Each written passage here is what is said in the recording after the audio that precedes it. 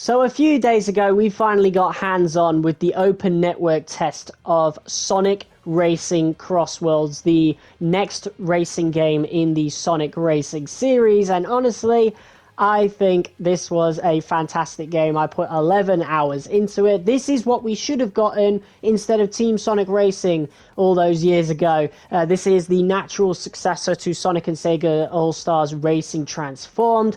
And honestly, I couldn't be happier with it. I personally think the $65.99 is justified, especially when you take into consideration what they have promised in terms of live service. But obviously, with modern gaming standards, a lot of promises get broken, so I can see why, and I don't blame anybody for being skeptical. I myself am going to wait until the game goes on offer to get it. I think it should have been £50 and nothing over that, but it is what it is.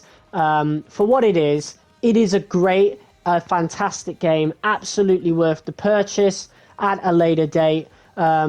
Maybe even a month in, once some content has been added, I think it could match that $65.99 price point. It definitely is a way better deal than Kirby or Mario Kart, those kart races that are coming out on the Nintendo Switch, purely because this is cross-platform. This can be played on PlayStation 5, Xbox Series X, and for some reason the Nintendo Switch, and I'm not saying Switch 2, I'm saying Switch 1, which is less powerful than the PS4 and the Xbox One. So I don't know why it's not available on those consoles, but is available on the Switch 1. Maybe a reason will come out eventually, but yeah, this video is going to be all about my 11 hours playing the game. I played it a lot, I played it extensively, I pretty much did everything you could possibly do within the beta. So without further ado, if you want the full review, stick around. Let's get into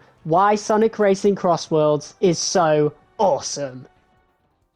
So before we could get into any reasonable network testing, we were permitted to go into single player first, just to get into grips of the game. We were given a playable roster right here. Unfortunately, it was only like half the roster. With so many characters coming soon, I would have thought surely it would have been okay to just give us all of these playable characters. I would have loved to have played as Vector, Espio, and Charmy in particular. But honestly, looking at the playable roster so far, it's all pretty good. I don't know why Zaz is there. Zaz is a very weird character to have. He's from, what, Sonic Lost World? Who played that game? But he is a really goofy and funny character, so he honestly ended up being one of my mains in this game, after Shadow, of course. I'm always a Shadow guy. Shadow 06, Shadow the Hedgehog, whatever. It's like one of my favorite games in the Sonic series. Just for Shadow himself, you know, I think he's a great character. Obviously, I was going to choose him. We didn't have access to all 9 tracks. All the other Grand Prix were locked. These two in particular were network exclusive, so we would have to play those online. Straight away, I'm going to talk about the tracks. I think they're all really good, apart from Mystic Jungle. I think Mystic Jungle needs a bit of a rework in terms of like how easy it is to fall out of bounds, especially online. But here, we've got our little gadget system, which is basically an exclusive thing for Sonic Racing and is what really sets it apart from not only the other Sonic Racing games, but also other kart races in general. So this gives you perks, as in like being able to recover quicker from getting hit by items, for example. And something that Sonic Racing does really awesome compared to a game like Mario Kart. One of the most like stressful things in Mario Kart, for example, is like you get right near the end of a race and you're suddenly hit with like a flurry of items, as you can see here. But with the final straight, they actually put a bunch of boost pads. So even if you're hit by an item, if you recover well enough and you're close enough to one of those dash pads, or like towards the end, you will still be able to recover really well, like you saw in this race where I was still able to get first despite being hit by a big item right near the end. But obviously in most cases you won't be able to stay in first, but it does save you from, you know, like in Mario Kart, falling all the way down to last place after, you know, having first. It can still happen in Sonic if you're hit with an item early enough, so like before the final corner, just before it, so far away from any of the boost pads. But that doesn't happen nearly as often as you would get hit by something on the final straight. So that absolutely is a big improvement, but I am getting a bit ahead of myself here. We haven't really talked about the gameplay too much, but it's smooth. The game looks incredible. The game controls incredible. It just feels extremely intuitive. It's very easy to get into it, and just like any good racing game, it's easily to get into, but difficult to master. You know, you need to properly put the time in, especially with the gadget system that I explained earlier, with all the different power-ups that it can give you, the defensive items as well. You're encouraged within this game to experiment with all kinds of different combinations of gadgets, of course.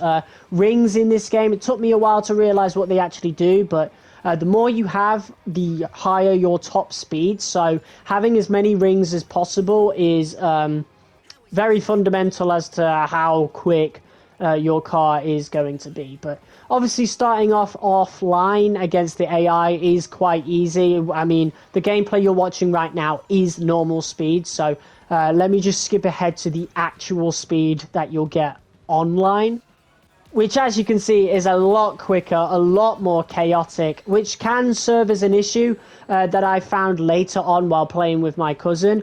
Certain tracks that are a bit too narrow are way too chaotic, and you end up getting smashed into, like trapped into walls, really, and you end up slowing down. Everybody's crashing into each other, which is encouraged by the game, but it gets to a point where it comes up as a actual obstruction in a track like a Potos from Sonic Unleashed, which is really cool that it's in this game, but it is one of the worst tracks in terms of just getting around the track. There's so much in the way that it just isn't fun, and it does feel as though some racers can just full-blown trap you up against the wall, which you can't do manually. It feels like it can only be done by you, so it must be a netcode thing. There were times while playing with my cousin that it looked like he was trapping me up against the wall, or even crashing into me, and I wasn't having contact with him at all on his screen or on my screen. It was just completely down to the game's netcode. So I feel as though the netcode should be improved. Hopefully, you know, since it's the network test, this is something that they are absolutely aware of and something that should be fixed upon release. Even then, it's not really that big of an issue anyway. It only happens every few races, but it is something that they should definitely keep an eye on and see if they can do anything about it. It's not really that big of an issue with most tracks other than Apotos, and which is this gameplay here, and also Mystic Jungle, which unfortunately I don't have footage of, but if you've played the test, you will know what I'm on about. The water slide part, it has a middle part which is way too easy to get to drop down into, but Sky Road also has a same issue as well. It is just way too easy on certain tracks to just go out of bounds and end up pretty far away from the pack. But this is footage of a Potos, but I mean, if you've played Sonic Unleashed, you will recognize it instantly. Honestly, very nostalgic. The nostalgia of it and it being faithful to the narrow streets that are present in that game is kind of the only reason that I don't mind it. But yeah, it is very annoying with how chaotic it can be because of how narrow it is. What I would suggest is to either make it a little bit wider or yeah, I guess that would be my only suggestion. Just to make it a little bit wider or negate the amount of damage that collisions do in the game as a whole. But I don't feel they need to do that. I feel like let's just make it a little bit wider, because 12 cars going into that narrow section is a bit much. The CrossWorlds were all really, really enjoyable. I really did enjoy them, the little short parts. It is also... there's a chance that you can also get other tracks, like full tracks in general, as CrossWorlds and do a lap of that. There was a lot of variety in the open network test. 9 tracks, I think it was 6 CrossWorlds, something like that. There was a lot of variety, a lot there, and it was just a lot of fun in general. The items were all pretty balanced. I think the king, whatever his name is, this thing causing the massive water thing, you see how chaotic it is in these narrow sections. I feel like That might need to be toned down a little bit. I don't know why there's a whole water tornado, like multiple, behind the person he hits. It's supposed to be the guy he hits getting hit, but I guess that in itself is sort of a balancing concern where, you know, somebody hit with the blue shell in Mario Kart, they're the only person getting hit, they're the only one getting affected by it, whereas it's a way you can defend against other players, where if you're looking behind you and you know you're about to get hit by that, you could kind of maneuver yourself in a way where you know that other people behind you are also going to get hit by the item. So I suppose it is a good item in that respect. But yeah, really, really fun game, honestly. And the racing is always really close. You can have these sections where you get some really close calls, some really close like wins here. Let's go! Let's go!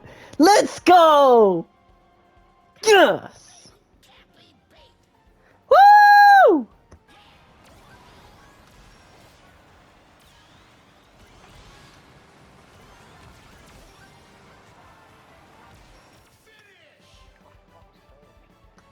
Did I just win again? I don't know what happened. Did I win? It ain't showing the lead. I did! I won!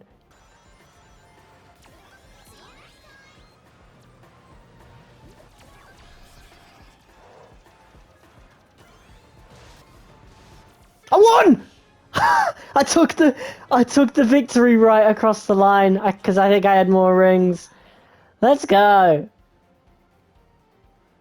And you got third. Nick's gonna be so angry at me. I basically took his win. I basically stole his win.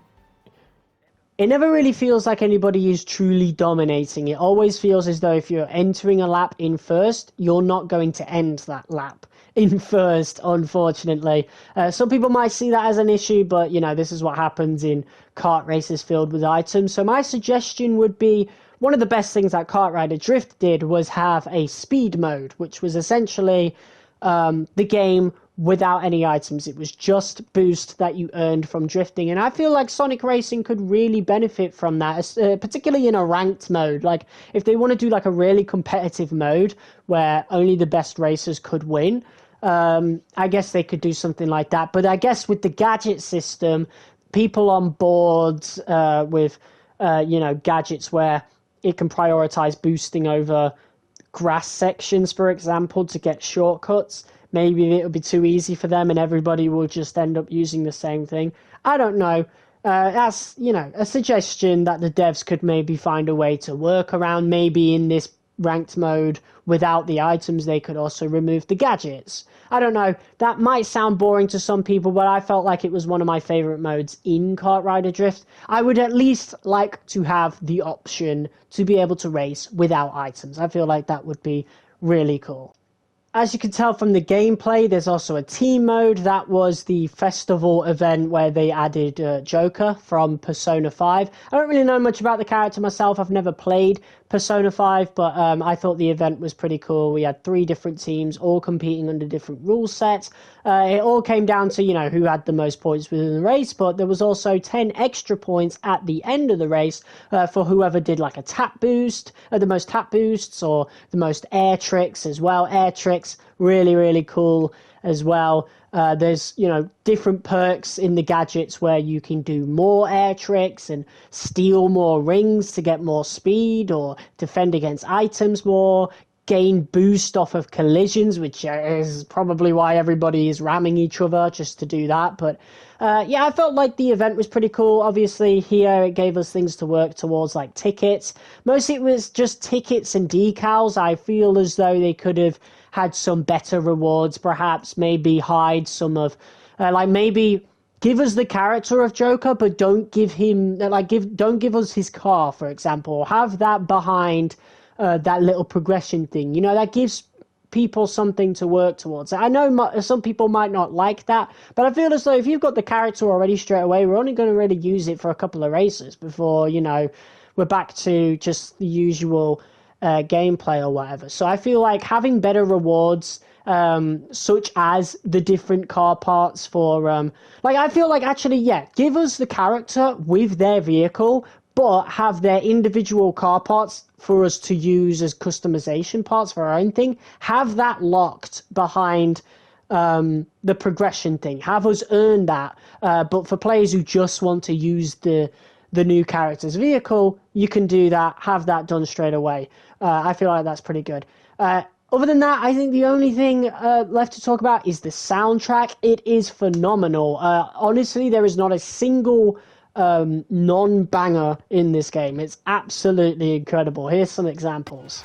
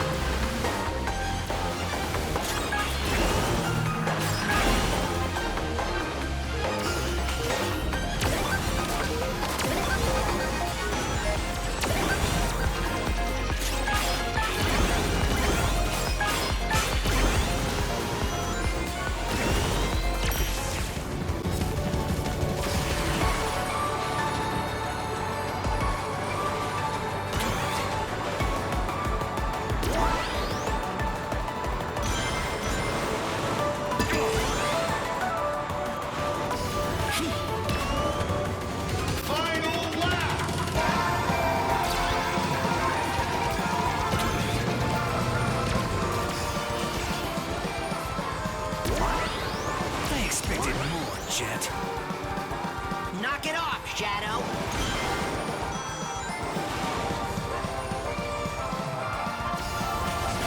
All hands back for more action!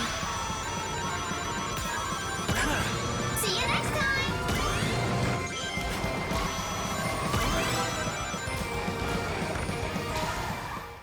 All of this culminates into what is one of the best kart races of the past few years. In my opinion, from what I've experienced here, probably my favorite kart racer since Mario Kart Wii, which is high praise. I'm not sure if I would still put it over the original Sonic and Sega All-Stars Racing. I have a really special place in my heart for the DS port of that game. And, you know, maybe nostalgia just can't be beaten. But if we're talking on pure technical terms, on how good the game is by itself, this absolutely is worth the time, worth your effort, worth your money, for sure. I'm not sure if I'll be getting that released because, you know, I'm not sure if I'll have the money to spare, but I absolutely will be getting the game as early as possible. If you are skeptical on the $65.99 price tag, definitely wait till it goes on offer. It is a Sega game. After all, Sega games usually go on offer quite quickly. Basically, though, it is worth it. I really don't think if you pay $65.99 or even the £80 for the deluxe edition, I really don't think it won't be worth your time. You know, I really don't think it will be seen as a scam or whatever. I think a lot of people saying that are really just being negative for clicks. This absolutely is a great game, and I really hope it doesn't fit into a narrative where, oh, it's proving people wrong, because it really shouldn't be proving people wrong in the first place. People are just fear-mongering for clicks, it seems. This game, again, absolutely is worth it. It's better than Mario Kart. It's better than the new Kirby game coming out, Kirby Kart game, whatever it's called. Just on principle that it's much cheaper. You know, you don't have to buy a whole new console to play this game, you know? I guess the only thing I could maybe hope for is a mobile port. It would be really cool to have this game on mobile. Maybe not a cross-play mobile game. I don't know how they would be able to get that to work, but, you know, I mean, if they could get it to work on the Switch One, maybe they could have some sort of, like, secondary version for it. I don't know. I feel like I want this game to get out there. I want people to keep an eye on this game, and I want this to be successful because I want there to be more Sonic racing games down the line. I don't want there to be massive long waits like there was between Transformed and Sonic Team Racing, and especially Team Racing, and then this one. It has been like, what, 7 years or so? I'd rather not wait that long for a game. But if we're getting as much live service in this one, or in future games as we might do in this one, maybe the wait will be worth it this time. I don't know. But guys, that is the end of my little review on Sonic Racing CrossWorlds. Maybe it could have benefited from a script. I did feel like I rambled a bit here and there, but yeah, whatever. I just feel I want it to be as authentic as possible, and I also just wanted to get this video out. I'll probably have a much more structured review when the game comes out, talking about like not just the gameplay itself, but also what supplements it. Because at the end of the day, it could be a really, really good game, but if you've got nothing to do, you'll end up like Kart Rider and having to close down the servers, you know? Kart Rider, absolutely great game. I will forever sing the praises for Kart Rider Drift, but yeah, the content that they added to that game was absolutely subpar.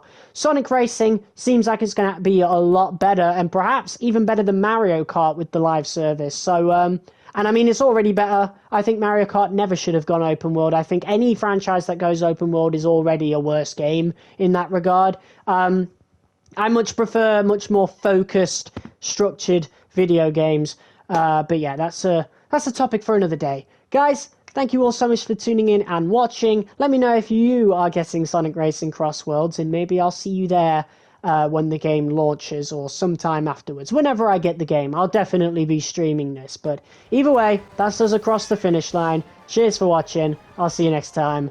Peace.